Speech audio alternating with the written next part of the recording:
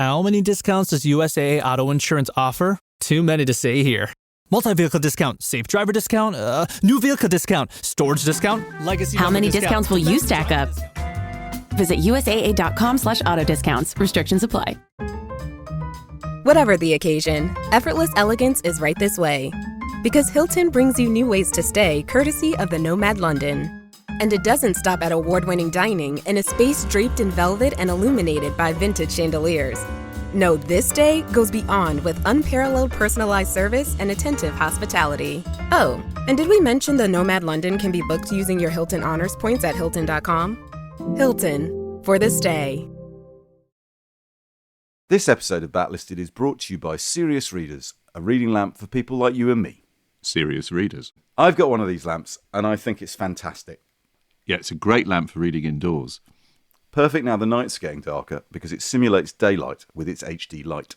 Which means you can read for hours and hours without any risk of eye strain. The great news is Serious Readers are giving Backlisted listeners £100 off any HD light and free UK delivery. Just go to seriousreaders.com/backlisted and use the discount code BACK, B-A-C-K. That's seriousreaders.com/backlisted with the code BACK. And there's a 30-day risk-free trial, so you can return the light after 30 days for free if you're unhappy with it, which I very much doubt you will be. So without further ado, lights out for the podcast.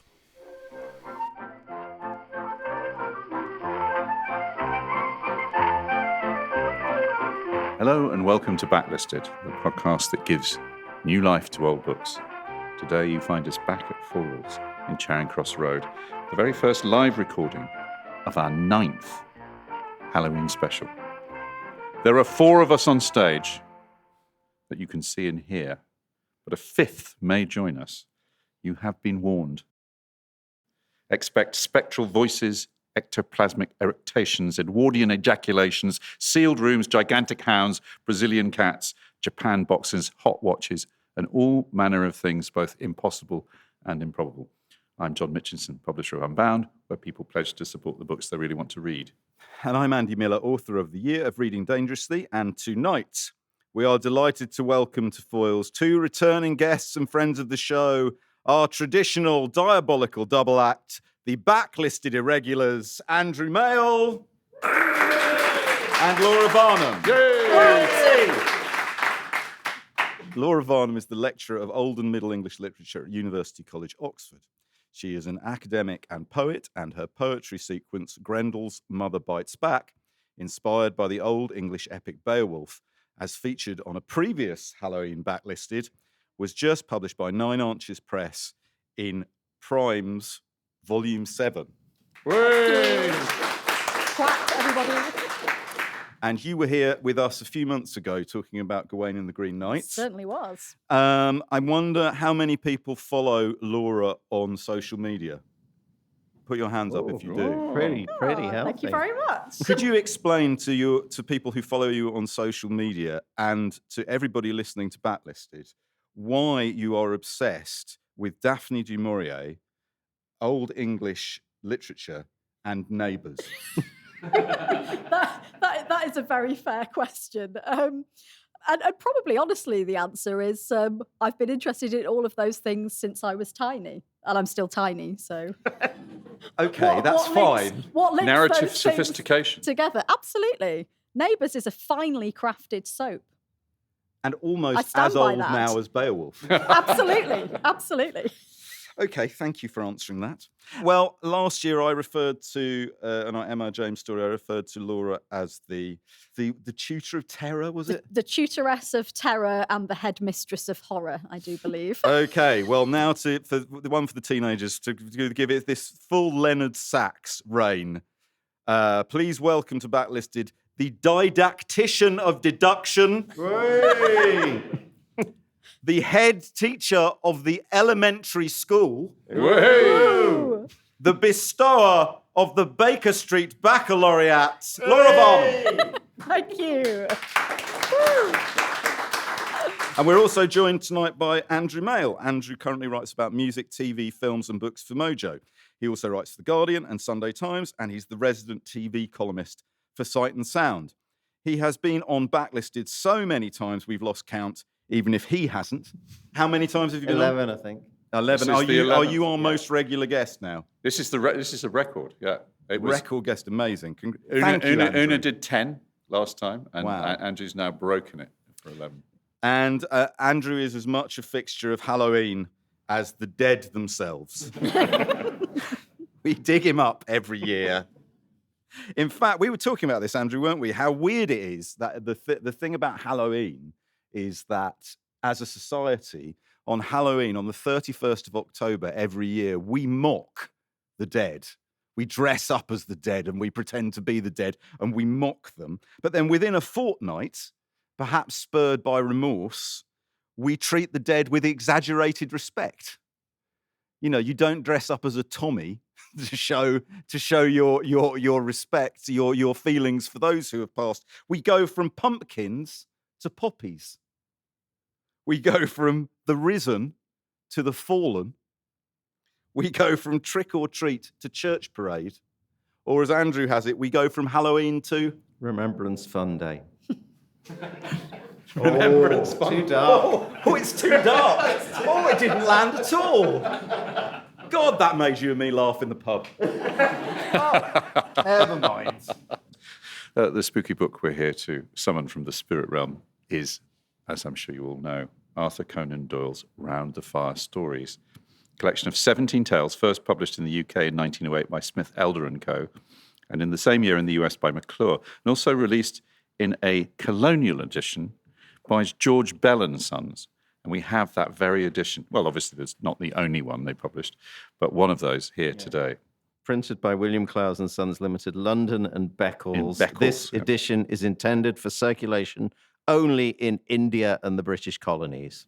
This being Edwardian England, most all of these stories were published previously, in the 20 years previously, in The Strand magazine. Well as his 24 novels, Conan Doyle wrote over 200 short stories, and they cover all manner of genres. And the ones gathered in the book we're here to talk about tonight, Round the Fire Stories, some of them are spooky and appropriate to Halloween, some of them less so, but they are yarns. They are all, for want of a better phrase, ripping yarns. But to talk about the scary ones, it seemed useful, given that Andrew has been on every Halloween show we've made, to just run through comparisons with some of the other writers of weird fiction that we've covered on Backlisted, working on the Holmesian principle that when you've eliminated the impossible, whatever remains, however improbable, must be the truth. So, Andrew, this is your 9th Halloween show. These stories by Arthur Conan Doyle, are they as terrifying as those of Robert Aikman? No. Are they as experimental as those of Shirley Jackson? No. Are they as elegant as those of Edith Wharton? Yeah. No. Are they as idiosyncratic as those of Daphne du Maurier? Yes, I would say. Oh. Well, there you go. Well, that's that bit ruined. Sorry, everyone. We'll do that again. Are they as idiosyncratic as those of Daphne du Maurier? No. Are they as original in their content as Beowulf? No.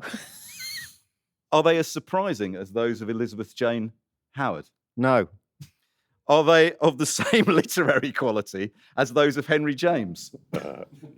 Clearly not. No. But they read better. Are they as good as those of M.R. James? Oh, now that is a good question. No. Why, sir? Then have you gathered us here? I think one of the fascinating things about Arthur Conan Doyle and these stories is that he was such a conflicted figure, divided self, writing about people between states and worlds, an intensely private man writing about locked rooms and hidden spaces. These stories are the ones that best express his anxieties, his uncertainties about empire, about spiritualism, about the occult, about colonialism, about the uncanny. We look to the Class. Gothic and class as well. We look to the Gothic for, a kind of emotional and intellectual hysteria where people kind of attempt to resolve or don't resolve things that they are kind of caught up in or uncertain about. And I think these are some of the best examples of some of the conflicted Edwardian colonial mind wrestling with issues that he is completely and utterly uncertain about. Yes, I mean, in a nutshell, they are examples of a rationalist attempting to write about the irrational. And a rationalist unknown. being pulled into the irrational, because basically they're about his struggle to kind of reconcile the spirit world with his training in medicine and science. And they also account for, well, Sherlock Holmes will come up later, but they account for his frustration with this character that he created, Sherlock Holmes, this scientific materialist who keeps pulling him back. Yet he wants to write about the occult. He wants to write about ghosts. He wants to write about the unexplainable. And these stories where all that stuff is happening. Okay, so before I turn to Laura, one last question for you as our resident expert in weird fiction. What is the effect on the stories of such a determined rationalist? It's utterly mixed. That one of the things that happens is he doesn't always land the ending, because a great ghost story or a great, story of unease needs to leave you with that feeling of unease at the end. Like M.R. James says, there can be a loophole, but the loophole needs to be incredibly small, that rational loophole. And sometimes with Conan Doyle, the loophole is too large because he himself is looking for the rational explanation. And any fan of a great ghost story or a great horror story will know that, to quote Robert Aikman, it's the mystery that remains. To leave a story with a sense of mysterious unease is where the power lies. So often you will have, and we will talk about some of these stories tonight, stories that at their heart are utterly gripping and terrifying, and yet something is lost at the end when he's looking for a way to find a rational explanation. I mean, my feeling was when they work, they really work. Yeah. And when they go off the rails, they, no pun intended, as you'll see, they really do go off the rails. But I found them, Laura, I don't know, I found them completely fascinating. One is so used to the canonical nature of Holmes, Watson, those types of story, those various catchphrases, that to suddenly be given such a wide-ranging survey of that author's obsessions being played out in different forms was completely revelatory to me. Yeah, I was absolutely fascinated by them. I had no idea that Conan Doyle wrote supernatural and gothic stories. I think Andrew's absolutely right that when he loses his nerve, that's when they don't work. And there were moments as I was reading them, and I kept thinking, oh, he's going to go there. Oh, I can't wait to see the kind of mystery that's going to be. Oh, and no, there is in fact a rational explanation. It's a massive snake, or it's a cat. And you think, he lost his nerve at the end, and he didn't take it there. Or stories where it resolves, and I just wanted to go, yeah, but couldn't the narrator then be haunted again by the thing that he's done? And he just couldn't take it there. And he has this thing that he says about Sherlock Holmes, and this is one of the ways in which I think Conan Doyle and Du Maurier have a really interesting kind of link, because both of them are writers who've been incredible bestsellers. They're really proficient across multiple genres, but they're both haunted by particular characters, Du Maurier by Rebecca and Conan Doyle by Sherlock Holmes. And Conan Doyle said, "I do not wish to be ungrateful to Holmes, who's been a good friend to me in many ways. If I have sometimes been inclined to weary of him, it is because his character admits of no light or shade." And the ghost story has to kind of play in that space between light and shade. And it's when he just turns the spotlight too sharply on something that he's just kind of lost it. But you could almost imagine, I kind of felt like I was his editor sometimes. I was reading them thinking, I'd have just sent him a note and just said, don't explain that bit, leave that bit, or maybe the lady in the Brazilian cat is actually the cat and she's metamorphosed. And, I wanted to kind of push him more in the Jamesian direction, but he just didn't quite have the nerve to go there. And that's so fascinating. Don't think there was much editorial intervention in those days, really. I mean, the Strand magazine was, they pumped out stories every week. Yeah. And also when you think how good Conan Doyle had been for the Strand, and how much money they made off him, and how, and how much, but it was money that brought Holmes back, really. Absolutely, yeah. Towards the end of his life, certainly, Arthur Conan Doyle developed a passionate belief in the afterlife. He considered himself to be a psychic investigator. He felt that he had proved to his own satisfaction that the spirit lives on after the body dies. So it seems appropriate now that if we join hands here, please. Thank you. Spirit, are you there? Spirit, where did you get your ideas from? With regard to Sherlock Holmes, I was, when I wrote it, a young doctor, and had been educated in a very severe and critical medical school of thought, especially coming under the influence of Dr. Bell of Edinburgh, who had most remarkable powers of observation.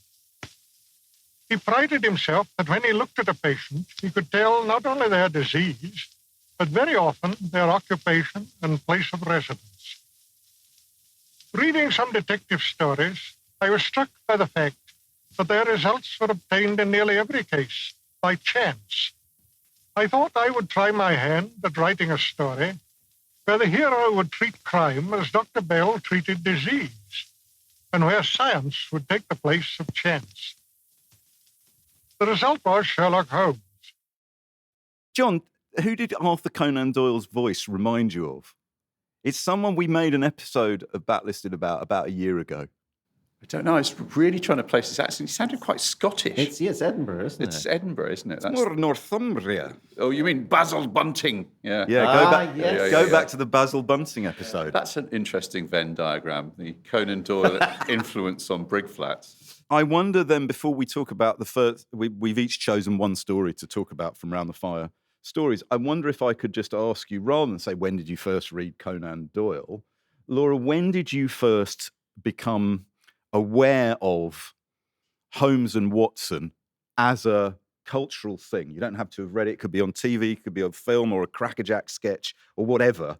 Where did you first, where can you remember? Such a good question, because I think for me, Holmes and Watson have that kind of Miss Marple and Hercule Poirot. They're kind of out there in the ether.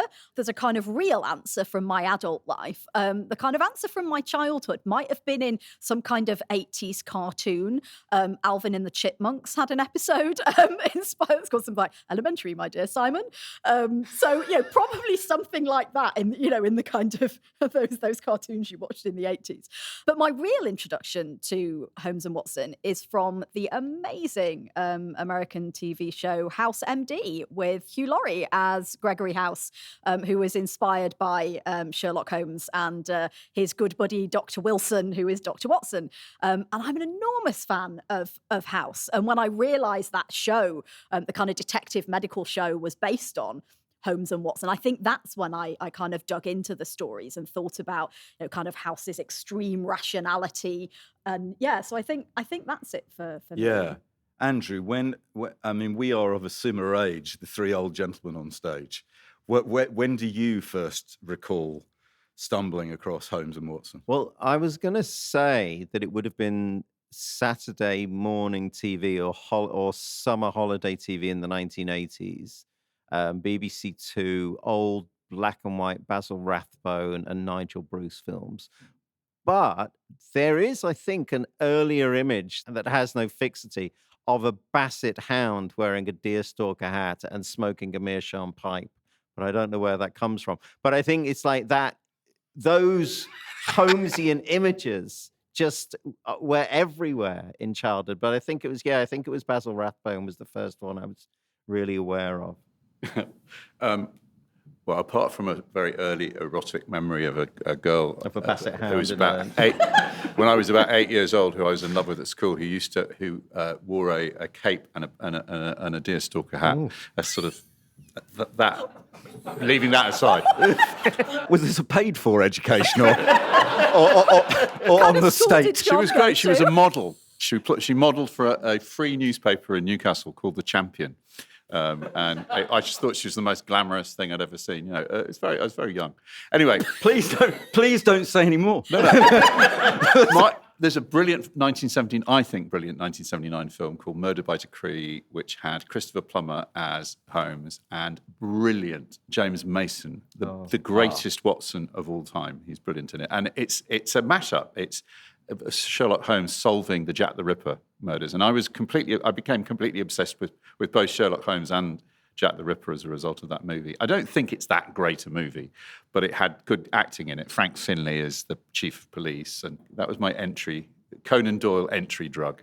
I think, Andrew, I share with you a memory of watching in the school holidays a season of the Basil Rathbone Sherlock Holmes films, which are, of course, a kind of weirdly faithful and unfaithful rendering of the stories, both in terms of the characters of Holmes and Watson, but also the Second World War propaganda elements. Yeah, and he fights the Nazis in one of them, doesn't he? But as you've all been talking, I actually think we've done such good work in the group. Group therapy. I think I have uncovered a buried memory of what must have been my first exposure to the Holmes milieu, and I'm pretty sure it was the Phantom Raspberry Blower of Old London Town on the Two Ronnies. Who remembers that? Yes, right? All the young people stick their hands in the air. It's such a fixture of comedy, light entertainment, musicals. Yeah, because it's deep in the culture, isn't it? It's I mean, you know, I suppose you'd call it a meme now, but the double act, you know, the smart, impossibly clever, kind of observant one with the kind of but Sam and Frodo. It's a double act that runs it's also through. A comedy. It's a comedy. It's double a comedy act, double isn't act. It's Morecambe and Wise as well. Is Holmes and Watson. I think I read the story. I don't know when. I think I would have been like 11, 12 when I read the stories and got a passion for the stories. How many of the Holmes stories have you read, Laura? I've not read that many at all. So I had read Hound of the Baskervilles in a kind of Du Maurier comparison for thinking about landscape and the moors, and there's all kinds of Jamaica Inn kind of things. That's kind of. He doesn't like the landscape. He's really scared of the landscape. Has there been a Holmes subplot in Neighbours? You know, I bet there has been. It seems incredible if there hasn't. Yeah, I feel sure there must have been at some. And you know, actually, there is a character at the moment, Holly Hoyland, who everyone's been comparing to Jessica Fletcher in Murder, She Wrote. So actually, there is a kind of detective. There is a detective theme. Also, our whole output now is police procedurals, isn't it? Yeah. I mean, it's like that's all the BBC makes now. It's become the most popular form of popular entertainment, and I think kind of Holmes started that you know it's there in Columbo, looking more observantly. You know, he even has the fatal flaw with the 7% solution, doesn't he? Yeah. Andrew, so Round the Fire stories then.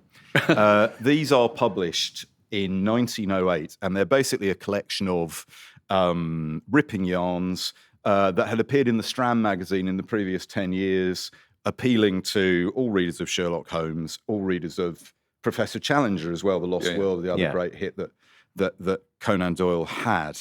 How much non-Holmesiania had you read before we tackled this? These are the first ones that I read. And to my knowledge, I'm sure I would have read Conan Doyle short stories in collections of supernatural fiction. And what story from the collection did you choose that you wanted to say a bit about now? I've chosen Playing with Fire. It's the best one. It's the best one. And it's basically and it's properly spooky. It is a skeptic experiences a séance, is kind of the simplest way to put it. A dilettante man about town who says, anxious to be in the swim of every fresh movement, who now had a private passkey through the door of death. And the soothing atmosphere of the séance with its darkened lights was delightful to me. In a word, the thing amused me, and so I was there. So it's someone who goes along for fun, for a laugh. So it's the best story. I think we all feel that, don't we? I thought it was terrific. Yeah. Andrew, first, what works? The sense of creeping dread, the way in which Doyle builds the growing sense of tension. This man who arrives is looking for the latest fashion. He's looking for a thrill. He's a thrill seeker, and he's looking for a bit of fun, and he does not believe. And then it's the way in which Conan Doyle just creates and piles on the atmosphere. It's very modern in a way. It's very kind of like a sort of a modern sort of horror film in the way in which that sort of sense of mood and atmosphere is created. There's just some of his best writing in there. Again, it doesn't land. If we've got time, I'd quite like to read just a little bit about how Doyle kind of builds that sense of kind of creeping tension. Please read us apart from that, and then we'll discuss why it doesn't land, because I think that's very interesting as well. So we sat in silence, unexpected, staring out into the blackness in front of us. A clock ticked in the passage. A dog barked intermittently far away. Once or twice a cab rattled past in the street, and the gleam of its lamps through the chink in the curtains was a cheerful break in that gloomy vigil. I felt these physical symptoms with which previous seances had made me familiar. The coldness of the feet, the tingling in the hands, the glow of the palms, the feeling of a cold wind upon the back. Strange little shooting pains came in my forearms, especially as it seemed to me in my left one, which was nearest to our visitor, due no doubt to disturbance of the vascular system, but worthy of some attention all the same. At the same time, I was conscious of a strained feeling of expectancy, which was almost painful. From the rigid, absolute silence of my companions, I gathered that their nerves were as tense as my own. And then, suddenly, a sound came out of the darkness, a low, sibilant sound, the quick, thin breathing of a woman. Quicker and thinner, yet it came, as between clenched teeth to end in a loud gasp with a dull rustle of cloth. "What's that? It's all right?" someone asked in the darkness. "Yes, it is all right," said the Frenchman. "It is Madame. She is now in her trance. Now, gentlemen, if you will wait quietly, you will see something, I think. Something which will interest you very much." Still the ticking in the hall. Still the breathing, deeper and fuller now from the medium. Still the occasional flash, more welcome than ever, of the passing lights of the hansom cabs. What a gap we were bridging. The half-raised veil of the eternal on the one side, and the cabs of London on the other. The table was throbbing with a mighty pulse. It swayed steadily, rhythmically, with an easy, swooping, scooping motion under our fingers. Sharp little raps and cracks came from its substance, file firing, volley firing, the sounds of a fire burning briskly on a frosty night. Brilliant. Brilliant. It's very good, isn't it? And then he ballses it up. He ballses it up by making the manifestation at the séance a unicorn. I think that laughter speaks for itself. And he gets so far, and he does it so well. And you just think of all the things that could be manifested, even if it was some great, huge animal, because when you have the sounds of the animal next to the people at the séance, it is still terrifying. The fact that it is based on a painting from earlier of a unicorn, and this idea that if you imagine something, it can be manifested at a séance.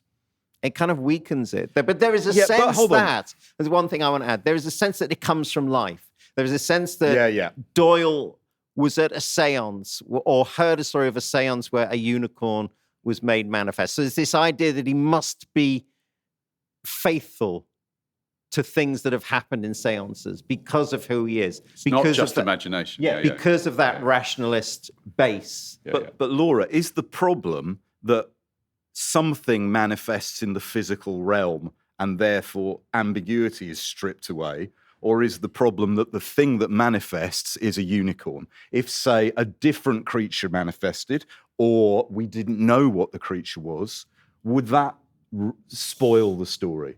I mean, I'm a medievalist. I'm totally here for the unicorn, right? I was like, if not a unicorn, a dragon. Come on. I think for me, I kind of haven't got a problem with the unicorn so much as the unicorn kind of crashes in and then the door and the chair and things in the material world are kind of crushed and sort of destroyed by the unicorn kind of rushing through. And that's where I think, but maybe not, though. Someone who wasn't invested in these kinds of animals in the way that I am might think, yeah, come on, that's a bit daft. What were you on? Yeah. This long white spike gleaming in the lamplight and that suddenly disappears and then everything is left broken. I think it became too material. If it had been the sound and the rushing through the room and out again, that would have been great. And yet the passage that Andrew read is as good as anything that we've read on one of these Halloween backlisted. Absolutely. Brilliant. Brilliant piece of writing. And it continues like that. It's just fantastic. Well, listen, we need to stop for a moment to hear a disembodied voice from the ether, and then after we've heard from our sponsors, we'll hear from Arthur Conan Doyle again. The new McCrispy Strip is here. Dip approved by ketchup, tangy barbecue, honey mustard, Sprite, McFlurry, Big Mac sauce, double dipped in buffalo and ranch, more ranch, and creamy chili McCrispy Strip Dip. Now at McDonald's. Ba-da-ba-ba-ba. New Vitamin Water Zero Sugar Pineapple Passion Fruit is packed with vitamins. Just like the amount of peas we packed in that sentence. It's packed like your tote bag. The one you stole from your ex. Or your overpriced half a studio apartment. Or extra rushed rush hour traffic. Packed like your calendar. Triple booked at 5, of course. Grab a Vitamin Water. Did we mention it's packed with vitamins? Finding a new job is stressful. But with Indeed, it doesn't have to be. Just fill out your Indeed profile with your skills, experience, and desired salary. The more you fill out, the better your matches will be. And hearing from hiring managers will be 2 times more likely. Relax. That's your Indeed profile sending opportunities your way. Indeed, the world can work better. Welcome back. Spirit, would you care to share with us some more of your wisdom? I've always, of course, kept my mind open to new ideas. For the day a man's mind shuts is the day of his mental death. In 1887, some curious psychic experiences came my way. And especially, I was impressed by the fact of telepathy, which I proved for myself by experiments with a friend. The question then arose, if 2 incarnate minds could communicate, is it possible for a discarnate one to communicate with one that is still in the body? For more than 20 years, I examined the evidence and came finally to the conclusion beyond all doubt that such communication was possible. Well, that's that then. Case closed. I think you get a real sense there of what we were talking about before the break. The need to explain everything. The need to explain everything away. And one of the themes of the stories I feel here is, as Andrew was referring to earlier, the stories often exist in relation to situations to do with murderers or the disappearance of trains or psychological impact or empire. Empire is a big theme. And every time you have this repeated trope where Conan Doyle's need to rationalize things that he senses are not fair or are cruel works against the grain of the story. So I'm thinking particularly of, what's the story about one of the Empire stories? Fiend of the Cooperage. The Fiend of the Cooperage. With the python. Again, the Fiend of the Cooperage is a story which contains elements of the uncanny and elements of the dreadfully prosaic. And I don't want to give away what the Fiend of the Couthbridge is, but when it manifests, it's horrifying. I think I gave it away. Apologies. And then when it's explained, you think, oh, you didn't have to do that. Yeah. You didn't have to. You could let it live. But he's so resistant to that. That story is so good because of the portrait of that small community. They're working in a merchant warehouse on a river on the coast of West Africa, and the portrait he'd been there as a doctor, Doyle at one point, and he paints the picture of them all absolutely coming down with malaria and taking masses of quinine. Again, he does that. He sets the scene up so well, and that everybody's always being, so many of these stories, people are visiting places where they get asked to sleep in rooms that are clearly, there's something not good in the room. Clearly haunted. And they're always intrepidly saying, I'd love to, I'd be absolutely delighted to. Marvellous opportunity. Yeah, yes, but it's that thing, in the spirit of investigation. But that feeds very nicely into your story, Laura. I know the story you want to talk about. Could you just tell people what your story is about? Can I just throw in one other quotation first to slightly speak in Doyle's defence? Because one of the things that I think is interesting in his interest in the supernatural is that he partly believes that eventually our knowledge will catch up and the supernatural is knowledge we don't yet have. And he has this wonderful little thing in the leather funnel story where a character says, the charlatan is always the pioneer. From the astrologer came the astronomer, from the alchemist the chemist, from the mesmerist the experimental psychologist. The quack of yesterday is the professor of tomorrow. And I think there's this sense in which he has a kind of optimism about the possibility for a kind of synergy between science and the supernatural. Yeah, he thought at the end of the First World War there was going to be a massive change, a new sort of religious order would happen, and that would be spiritualism. But also, do you not feel his development is down to put it prosaically, believing his own press? You know, he's hailed as a genius for creating homes and a man whose social work in society and politics is important, to the point where after the war, he feels because he is turning his attention to the paranormal, the world will follow him. But in fact, that's not what happens. The world doesn't follow him. And that's the point at which he's increasingly perceived as a crank. Yeah. Sorry, Laura, we must talk about your story. Yes. Which story from Around the Fire stories did you choose? So I chose The Brazilian Cat, which rather gives away its spoilers in the title, people. The kind of one-sentence summary is sort of penniless man undergoes trial by tomcat in order to win inheritance. And the reason I chose this one, a couple of reasons. It's Halloween. It's about a cat. It's actually about a jaguar. I think it's really clever for the way it plays with genre. Conan Doyle is an expert across so many different genres, and this story has got the colonial adventure in it. It's a kind of inheritance story. It flirts with the Gothic and the supernatural in all kinds of ways. It's got a sealed cage, so it's back to the sealed room idea.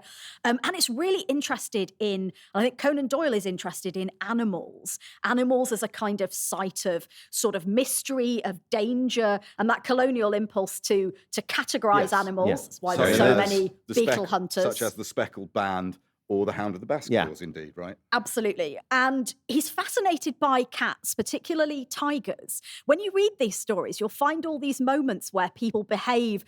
The woman at the end of the leather funnel is described as a cruel tigress. Men who are losing their minds and being violent suddenly spring like a tiger. And Conan Doyle's first story that he wrote when he was 6 years old was about a man and a tiger. And the tiger eats the man. And Conan Doyle sort of said, and when I got to that point, I wasn't really sure what to do because he'd eaten the tiger. And then one gets one's characters into these scrapes and then one can't get them out again. And there's something about cats as a kind of symbol of something around the kind of writerly process. But I wanted to read this one So penniless chap is hoping that maybe he'll get some inheritance. He's gone to this country house. His cousin has been on a big adventure in Brazil, brought a bunch of exotic animals back with him in the way that you did in those days. And then he ends up in the cage with the black jaguar. And I want to read this partly because it looks forward to Hound of the Baskervilles, partly because it shifts between the narrator's perspective and the animal's perspective at the beginning, which I think is so fascinating. And it also reminds me of Grendel in Beowulf. So here we go. So he's in the cage with the creature. The cousin has named the creature Tommy, but he's not called Tommy in this moment. So the creature had never moved during this time. He lay still in the corner and his tail had ceased switching. This apparition of a man adhering to his bars and dragged screaming across him had apparently filled him with amazement. And of course, that's the narrator himself. I saw his great eyes staring steadily at me. I had dropped the lantern when I seized the bars, but it still burned upon the floor, and I made a movement to grasp it, with some idea that its light might protect me. But the instant I moved, the beast gave a deep and menacing growl. I stopped and stood still, quivering with fear in every limb. The cat, if one may call so fearful a creature by so homely a name, was not more than 10 feet from me. The eyes glimmered like 2 discs of phosphorus in the darkness. They appalled and yet fascinated me. I could not take my own eyes from them. Nature plays strange tricks with us at moments of intensity, and those glimmering lights waxed and waned with a steady rise and fall. Sometimes they seemed to be tiny points of extreme brilliancy, little electric sparks in the black obscurity. Then they would widen and widen until all the corner of the room was filled with their shifting and sinister light. And suddenly they went out altogether. The beast had closed its eyes.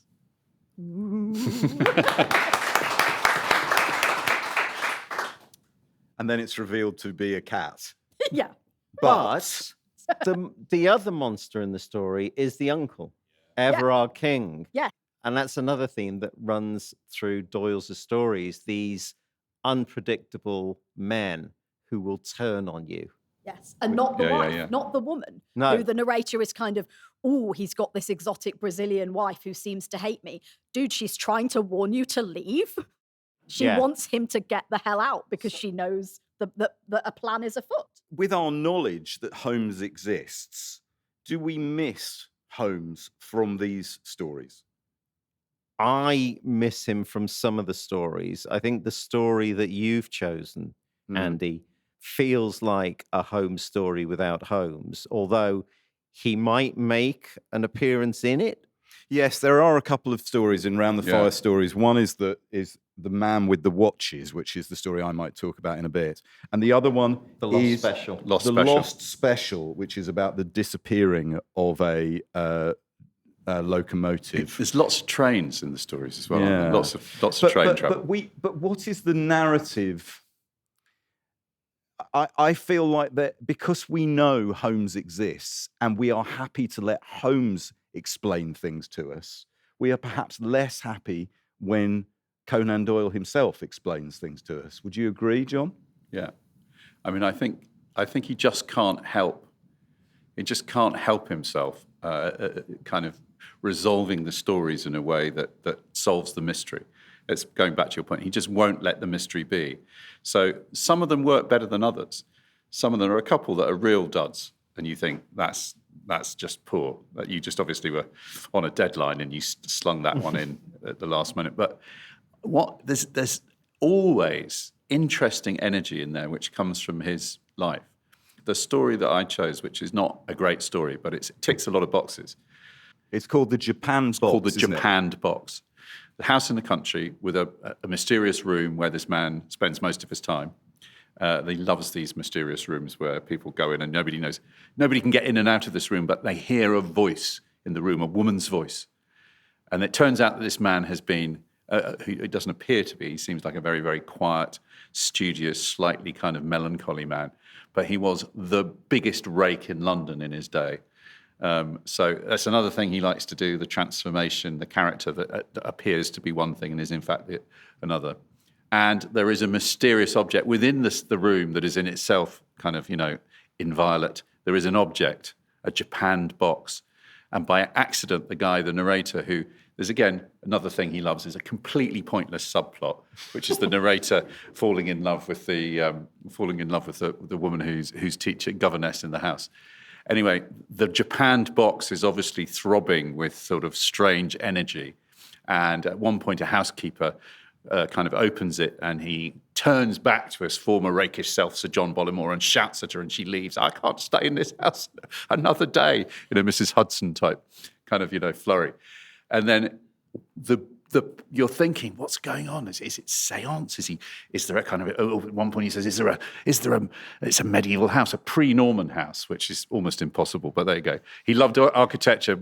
Doyle it's what I love about him. He's an enthusiast. He's all his enthusiasm. Right, but what is the fear?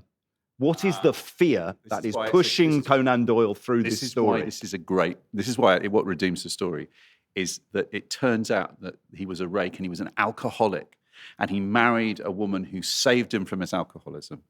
And what the voice is, again, mad, she's discovered an invention called the phonograph, and she has recorded on her deathbed little, this is exactly, so you get little kind of reassurances. I'm not really gone, John, said the thin, gasping voice. I'm here at your elbow and shall be until we meet once more. I die happy to think that morning and night you will hear my voice. Oh, John, be strong until we meet again. And it's actually I will never drink again. It's kind of quite touching. He's sitting there every evening listening to his voice, to his wife's voice, and not going back to drinking and carousing. The point being that his father was a terrible alcoholic. Conan Doyle's father was a terrible alcoholic. Yeah. And he knows about addiction. And the book that actually you begin, when you reread the story, once you know the ending, you realise that it is actually, it's written by somebody who has lived with somebody. But when you read a number of the stories, and a number of the stories are about men with terrible mood swings, and you realise that these are about his father, the violent And he was alcoholic. institutionalised. And they are, I would posit that they are Conan Doyle's repeated attempts to apply a rational way of thinking about a potentially chaotic and scary situation. But also, do you think maybe the need to rationalize is also about, because as you say, his father was institutionalized, there is that fear of madness.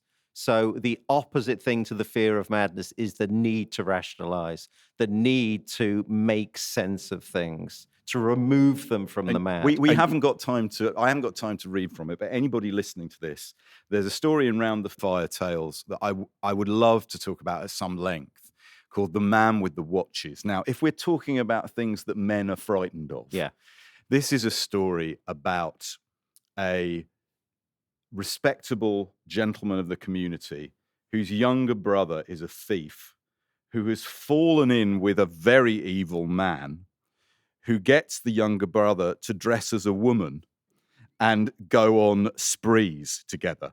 And there is a climactic scene that, if Dr. Freud has ever read this story, he would find terrible amounts to extract from it. I won't read it now. If you have a chance to read it, The Man with the Watches, it's that thing. But again, it's the repeated thing of Conan Doyle's either knowledge that something is terrifying or suspicion that something is terrifying.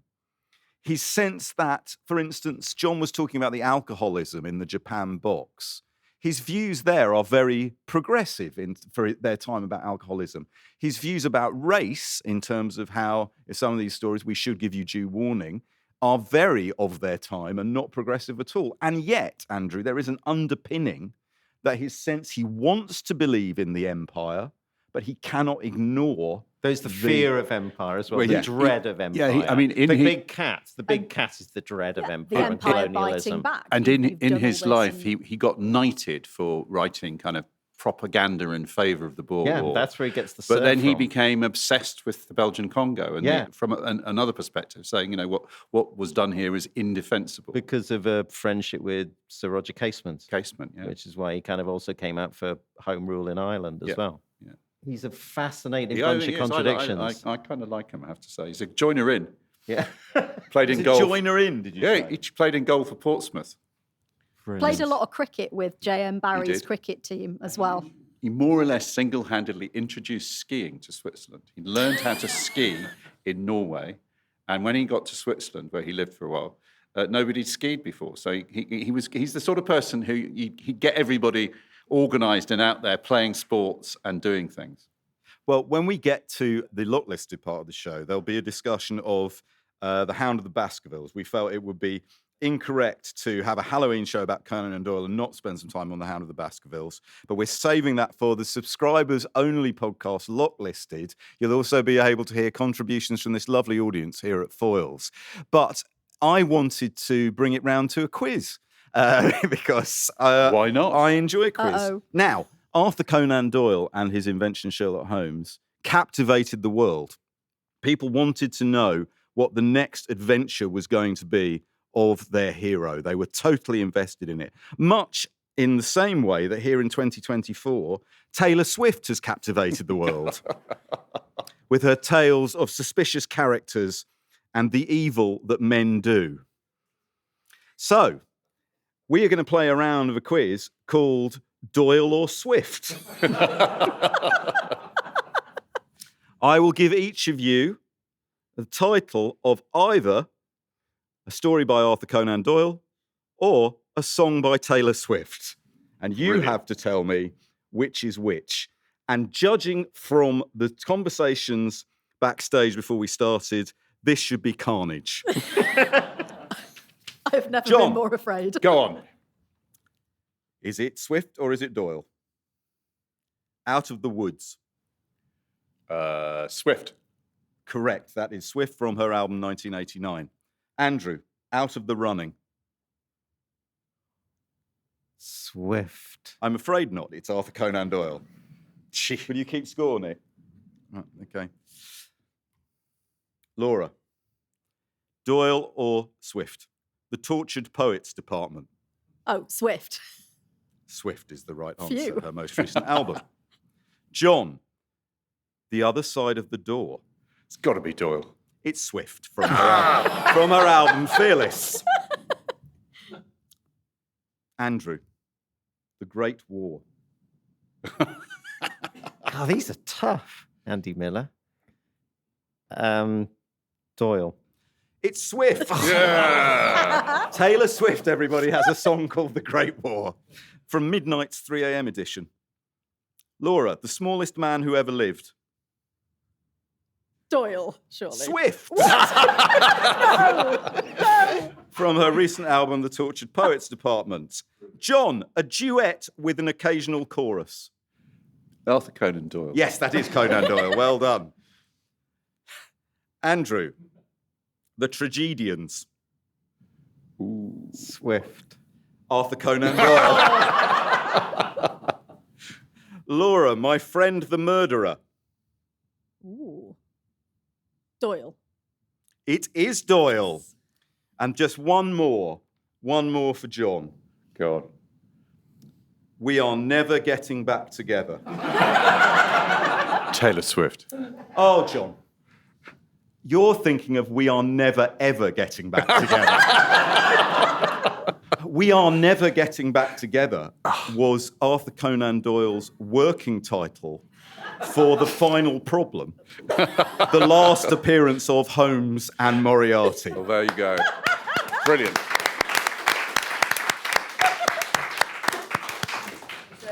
Two to John and two to Laura. And zero. Well done, Congratulations, Andrew. The music critic Andrew Mail. I'm not sorry. I would like to ask each of you separately, what is the unique element of Conan Doyle's writing that means we can sit here talking about him almost 150 years after he was writing, that keeps people coming back? Because I don't think it is just Holmes. We will talk about Holmes in Locklisted when we get to it. But what are the qualities within Conan Doyle's writing? We've had some fun at his expense, so I think it's right to give him the credit where it's due. Why do we keep coming back to Conan Doyle? John, do you want to start? I I would say that there are two things that he does. He is genius at setting a scene. He captures some of them may be, crumbling piles in the country or desolate moorland or a railway carriage, but he is brilliant at setting a scene without getting it down the master storyteller. He tells a story. He might lose it a little bit towards the end, but 3/4 of the way into these stories, you are hooked. It's a massively enjoyable collection, I think, for that reason. He is absolutely in control. And for his own peculiarities, somehow lets that go at the end. I mean, I think that's maybe an Edwardian positivist problem. Yeah, Andrew, why do you? What is it about Conan Doyle? I think I would agree his ability to establish a sense of place, but also I think that he's a populist. Yeah. He is someone who felt that he was particularly good at writing, historical novels. But I think there's always a sense that he is at his best writing for the popular audience. And so there's a lack of... He's like Dickens in that way, I think. He but unlike Dickens, though, he has a kind of self-loathing, at least for some of his life, doesn't he? That Holmes is this cheap trick that he pulls off. A cheap trick that he can do brilliantly. I think that's the thing. It's like with so many artists, the thing that they find easiest to do is the thing that they grow to hate. Yeah. We talked about, didn't we, Clint Eastwood in Unforgiven, who doesn't want to commit any more murders, but it's the thing he's really good at. It's the thing he's best at. Yeah. And to some extent, Conan Doyle is a very good example of that with Holmes. And there's a tragedy to that, and there's that sense that he wants to be known for something else. He wants to be known for historical fiction set in the 14th century. That's what he thinks is going to be, that he's going to be remembered for after he's dead. And yet, like Steve Coogan with Alan Partridge, he comes back round to liking Holmes, doesn't he, towards the end of his... Not that it's near the end of Steve Coogan's life, God willing, but you know what I mean? He wants to be seen as being serious, but he comes to an accommodation with his creation. Steve Coogan and Alan Partridge, the fascination is the tension between the creator and the character. And Laura, you came to these relatively fresh. What struck you about Conan Doyle's prose or his storytelling abilities? It just reminded me of Du Maurier so much. There's a kind of proficiency of play with genre that you think you're in one genre and then suddenly you're in another, and that's sentence by sentence. So it makes you you've really got to be on your toes reading these stories, because you suddenly think, well, which kind of story am I in? And when he lets himself go, there's an imagination that I think is as kind of broad and powerful as Du Maurier. There's a story in the Oxford World's Classics that I'd really recommend that's not in the Round the Fire collection, but that's called The Horror of the Heights. And I'll say nothing about it, but it's absolutely wild. It's really stayed with me since I read it. He also wrote this little essay called Stranger Than Fiction. And he has this sentence at the end where he says, "The unknown and the marvelous press upon us from all sides. They loom above us and around us in undefined and fluctuating shapes, some dark, some shimmering, but all warning us of the limitations of what we call matter and of the need for spirituality if we are to keep in touch with the true inner facts of life." This is a man who is constantly trying to, it is what John said, his kind of join in, go get 'em, can do attitude that is a very kind of Victorian thing, but with the kind of fear of new technology, of trains, of how do I unpack what's going on around me when I'm being pressed from all sides. I would also like to draw listeners' attention to another story in the Oxford Classics Gothic Tales. There's a story called De Profundis that Arthur Conan Doyle wrote, where the depths referred to are the depths of the ocean, which is absolutely superb.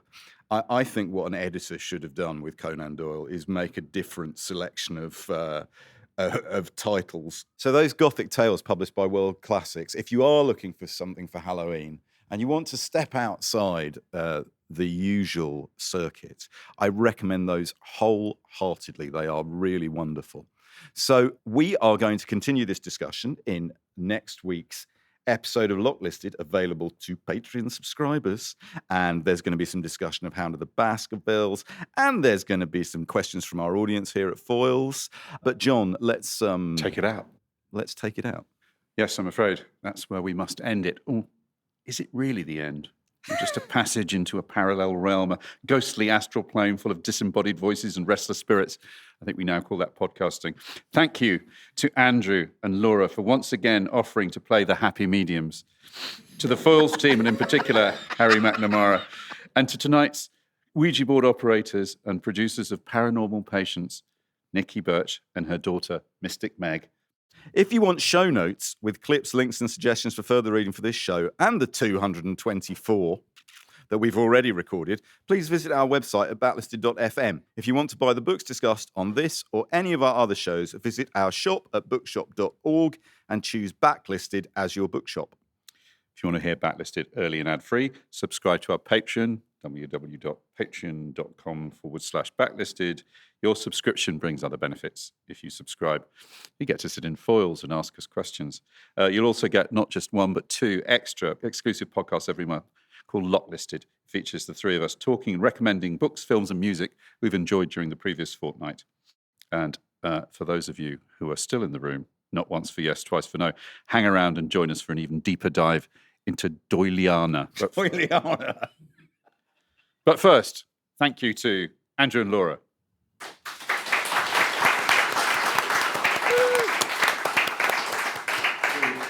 To the disembodied spirit of Arthur Conan Doyle. Join hands for Arthur Conan Doyle. There we go. Yes, very good. In the traditional manner, before we go, Laura, is there anything else you would like to say about Sir Arthur Conan Doyle or these stories before we go? Yes, one thing. I'd like to recommend a story called The Parasite, which is available in the British Library Playing with Fire compilation of Doyle short stories. Written in 1894, published the same year as George du Maurier's Trilby, and is also interested in mesmerism and but the hypnotist is a woman. So I would highly recommend that story. There was clearly something in the air in 1893-4. Very good, thank you. Andrew Mail, as is almost become a kind of folk cult now. If the stories from Round the Fire Tales were a Gene Kelly film, which Gene Kelly film would they be? This Gene Kelly film is a model tale of spiritualism and the astral plane, in which an ancient Greek muse is materialized by an imaginative painter of heraldic beasts. She then drives him to insanity, encouraging him and his venerable American friend to convert a beautiful Art Deco auditorium into a roller skating rink. It is, of course, Xanadu. Yes, magnificent. Xanadu from 1980. Right, happy Halloween, everybody. Thank you. Happy Halloween, Bye-bye. everybody. Bye.